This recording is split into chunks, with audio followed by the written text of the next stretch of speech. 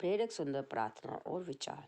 तमे माता व पिता तमे बंधु सखा तमे विद्या द्रविण तमेव सर्वम मम देव देव। सरल सा अर्थ है, हे भगवान, तुम्ही माता हो, तुम्ही पिता हो, तुम्ही बंधु हो, तुम्ही सखा हो, तुम्ही विद्या हो, तुम्ही द्रव्य, तुम्ही सब कुछ हो, तुम ही मेरे देवता हो।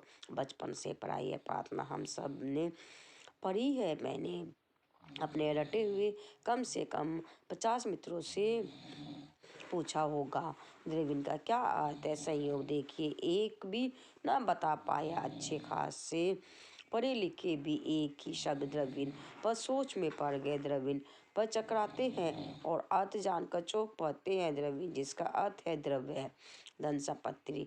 द्रव्य जो तरल है, निरंतर प्रवाहमान है, यानी वह जो कभी स्थिर नहीं रहता। आखिर लक्ष्मी भी कभी नहीं टिकती है। कितनी सुंदर प्रार्थना है और उतना ही प्रेरक उसका वरीयता कर्म भी।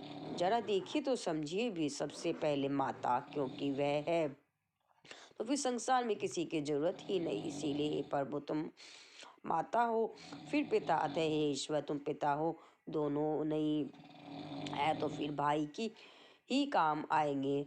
इसीलिए तीसरे कर्म में पर भगवान से भाई का रिश्ता जोड़ा है। जिसकी ना माता रही, ना पिता, ना भाई, तब सखा काम आ सकते हैं। अतः सखा तब में वे भी नहीं तो आपकी विद्या ही काम आती है। यदि जीवन के संघर्ष में नियति ने आपको निपट अकेला छोड़ दिया है, तब आपका ज्ञान ही आपको भगवान बना सकता है। यही इसका संकेत है। और सबसे अंत में द्रविण अर्थात धन। जब कोई पास ना हो तब हे देवता तुम ही धन हो। प्रार्थना अनुसार ने वरिता कर्म में जिस धन द्रविण का सबसे पीछे रखा है, वही धन आजकल हमारे आचरण में सबसे ऊपर क्यों आ जाता है।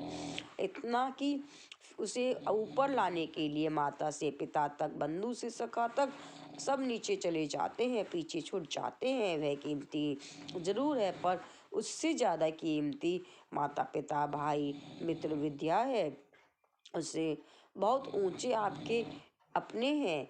एक बार ख्याल आता है कि द्रविण सबसे अधिक पीछे, बाकी रिश्ते ऊपर, बाकी लगातार ऊपर से ऊपर, धन क्रमशः नीचे से नीचे। यदि याद रखिए, दुनिया में झगड़ा रोटी का नहीं, थाली का नहीं है, वरन वह रोटी तो सबको देता ही है, चांदी की थाली। यदि कभी हमारे वरिता कर्म को पलटने लगे तो हमें इस प्रार्थना को जरूर याद कर लेना चाहिए।